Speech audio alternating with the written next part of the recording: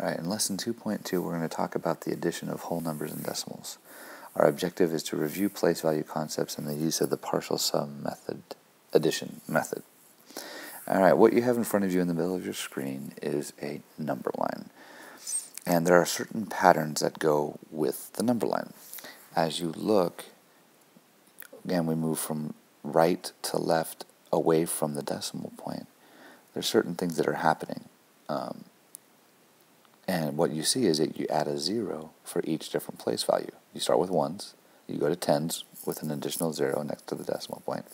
You add another 0 next to the decimal point to get hundreds, and you add another 0 next to the decimal point, you get thousands. And that continues all the way on, millions, billions, trillions, and so on. Okay? When you look at the decimal point again, but this time you move to the right, you're doing something similar. You're adding a 0 next to the decimal point, but it's on the right-hand side. So you go from tenths to hundredths, you add another 0 right next to the decimal point. You add you go to thousands, thousandths, you add a 0 right next to the decimal point. And that continues on, and all the way down the number line into infinity. So thousandths, 10,000ths, 100,000ths, millionths, billionths, and trillionths, all the way down. Okay. So what's actually happening if we look at, let's zoom in a little bit. Okay. As we move away from the decimal point to the left, let's start with that. You are adding a 0 to each place. So you go from 1s to 10s, you add a 0 next to the decimal point. You go from 10s to hundreds, you add a 0 next to the decimal point. You go to hundreds to thousands, you add a 0 next to the decimal point. Well, what operation is actually happening? Well, you're multiplying by 10. To add a 0, you multiply by 10. 1 times 10 is 10. 10 times 10, 100. 100 times 10, 1,000. Now, when you move from the left to the right, you're doing another operation as well. You're doing the opposite of multiplication, so you're dividing by 10 for each place. 1,000 divided by 10 is 100.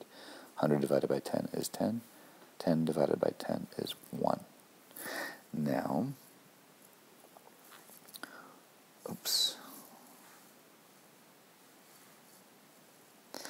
when we... Oh, my eraser's not working. That doesn't matter. When we move to the right of the decimal point, so we start from the decimal point and move to the right, you're doing a very similar thing. You're adding a 0 next to the decimal point. So you start with tenths. 0.1 is tenths. You move to 100ths. So you add a 0 next to the decimal point and you get 0.01, 100ths. You add a 0 next to the decimal point and you get 1,000ths or thousandths. Okay? And what's happening here is, as we move down away from the decimal point, we're going from 1s to 10s, we have an operation happening. 10s to hundredths, we have another operation. 10s to thousands is another operation. What we're doing is 1 divided by 10 is 1/10, tenths. 1/10 divided by 10 is 100th. And then 100th divided by 10 is 1,000th, or the thousandth place. Now the same is true when you move again right to left. We have an operation that's happening from right to left. And since we divided all the way down going across the top, and we were multiplying as we were moving across the bottom, 10 times 10, that stays the same. From thousandths to hundredths, you multiply by 10. From hundredths to tenths, you multiply by 10. And then from tenths to ones, you multiply by 10. Okay?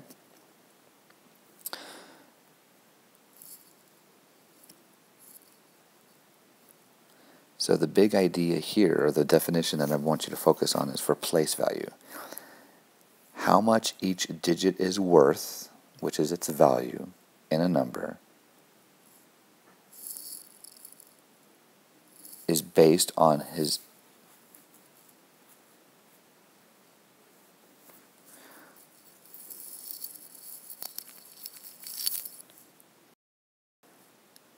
All right, well, Mr. Shanto, I must have been having some typing issues because I don't know where this is. This definition is kind of a little bit strange. Let me fix it as we're doing this. How much each digit is worth its value in a number. There should be a is based on not his, its position, which is its place. So when we talk about value, we're talking about the ones place, the tens place, the hundreds place, the thousands place, or the tenths, hundredths, and thousandths, and so on. So the value of a number is based on its position on the number line. Okay? All right, let's look at some numbers and see what the value is of the digit 2 in each of the numbers. So we're looking at 20,006 and 8 tenths is our first one. What is the value of the digit 2? Well, the value of the digit 2 is 20,000. Okay. What's the value in letter B? In part B, what is it? 0.02 or 2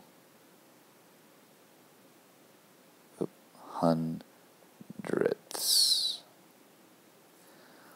Let me move down a little bit. And then C, we have 34 and 502 thousandths. So I have, nope, I gotta get my pen back. 2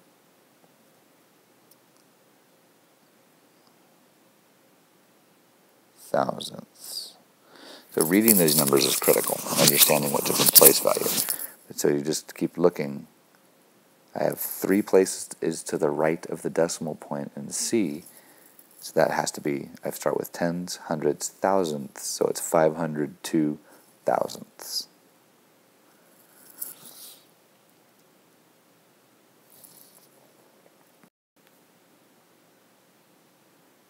All right, and now we have our digits 9, 3, and 5. What is the smallest decimal that you can write? Well, the smallest decimal, the smallest number, the smallest digit that I have, well, is my 3, right? So I have to start the number with the 3 because 5 and 9 are both bigger than 3. So it's going to be 3 tenths. Now I have to compare my next 2 numbers. Well, what's the next smallest number? The next smallest number is going to be 5. And what's the next? And all I have left is my 9. So I have 359 thousandths. Okay? What's the largest decimal that less than 1 that I can write? Okay, the largest decimal less than 1. Well, start with my largest number, which is 9. Go to my next largest number, 5, and my last number is 3. Okay? What's the decimal closest to 5, to 0.5 or 5 tenths that I can write? Well, I've got a 5, so I might as well start with 0.5.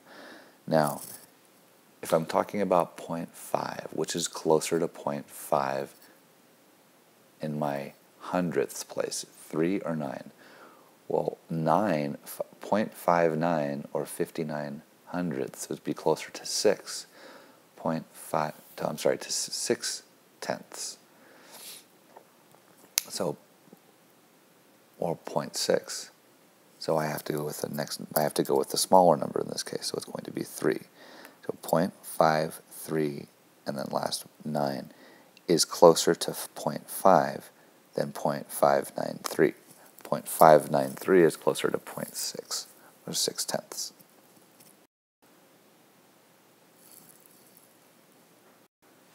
All right, now we're going to start talking about the partial sums method of addition. So we first do actually have to write our numbers in expanded notation, where you're writing a number to show the value of each digit. So expanded notation for 348 is the same thing as 300 plus 40 plus 8. I have my hundreds, tens, and ones place. So this is expanded notation. So let's write 177 in expanded notation. 100 plus 70 plus 7. Okay? So now all I really have to do is add up my each different place value. So I would get 300 plus 100 is 400. 40 plus 70 is 110. And then 8 and 7 is 15. Okay?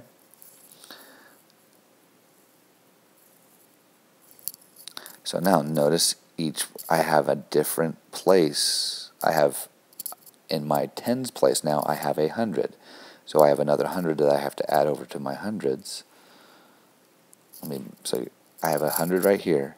So I have to add that over here. And how many hundreds do I now have? Well, I now have 5 hundreds. Okay?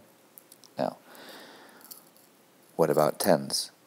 I have a 10 in my ones place, so I have to add that to the tens in my tens place. I have 2 tens now. So I end up with 520. And what's left in my ones place? I have a 5. That's 525.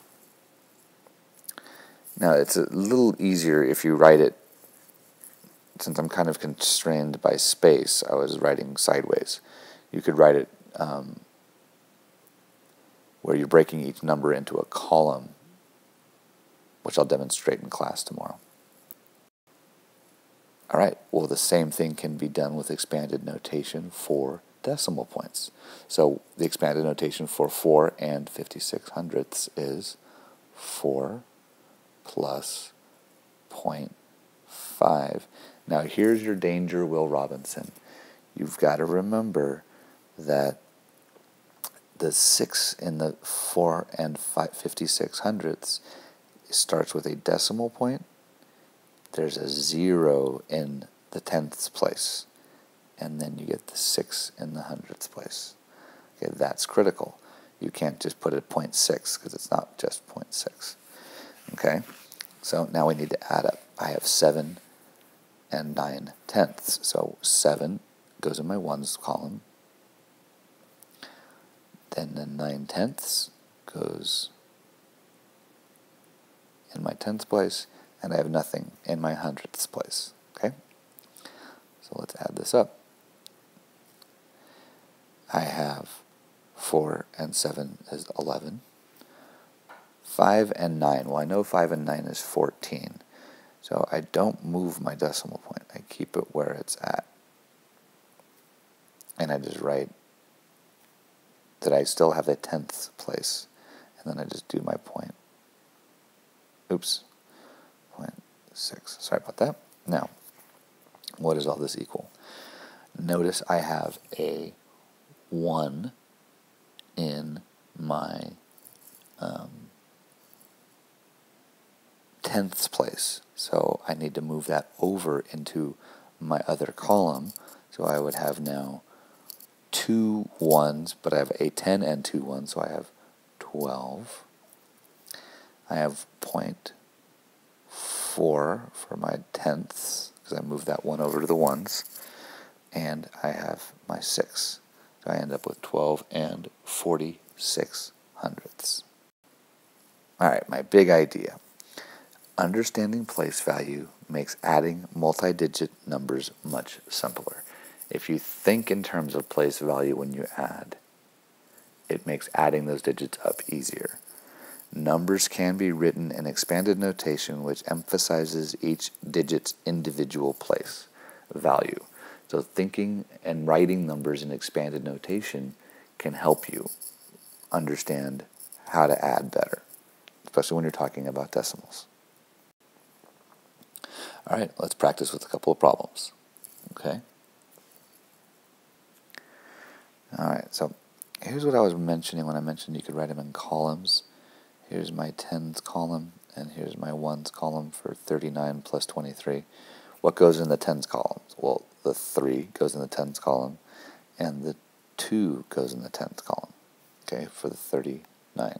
What goes in the ones column? 9 and 3. And I just add them up, okay?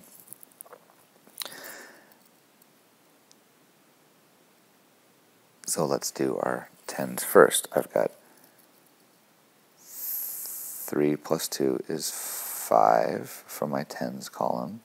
Now I add my ones next. I have 9 plus 3 is 12. Well, I put my 2 in the ones, but I have to put my 1 from 12 in the tens, okay? And now I can just finish adding them up, and I get 5 tens plus 1 10 is 6 tens, or 60. 0 ones plus 2 ones is 2 for 62. Let's go forward to our next number. Okay. 7 tenths plus 29 hundredths. Okay. Let's see, we could make our column. So I have tenths. Let's try to make that. Let's try to fix that. Oh, now my eraser's working. Weird. Okay. I have my tenths, and I have my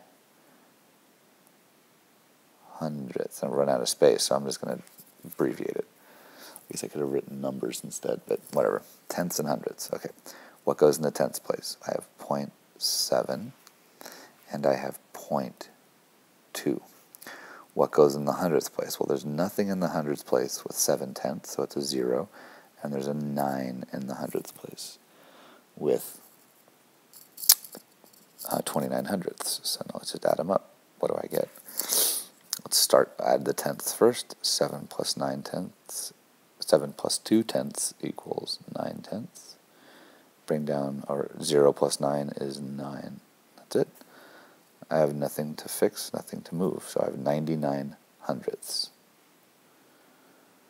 All right, let's move on to the next one. Let's go. Oh, right in the middle. All right, here we go. This can be done with 3 digits as well. Okay, let me zoom out a little bit more. Okay.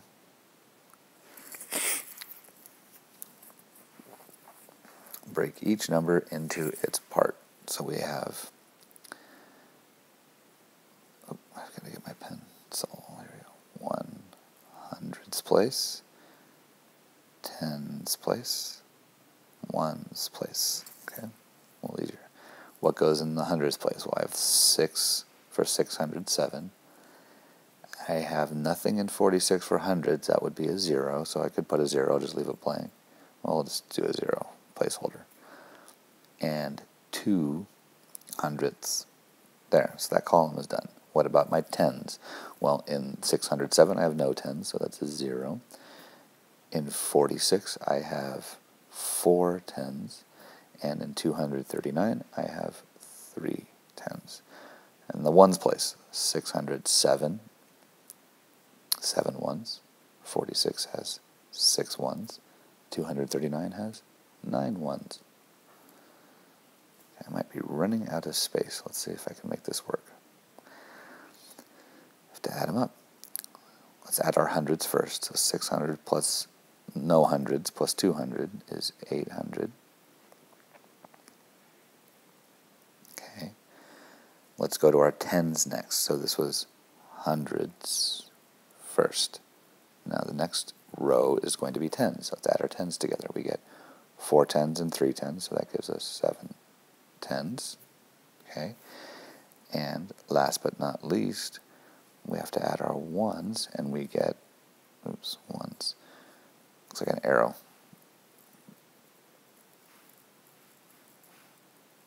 Ones. There we go. 7 plus 6 is 13 ones plus 9. 13 plus 9 is 22 ones. So I would write my 2 from my ones there, but then I've got 22 ones, so I added it to my tenths column, right? So now I draw my line, and I have 8 hundredths. 0 plus 7 plus 2 tens is 9, or 90, and 2, so it's 892.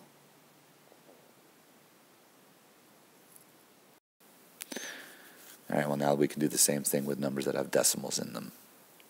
Okay, so let's look at our first one. Let's zoom in on it.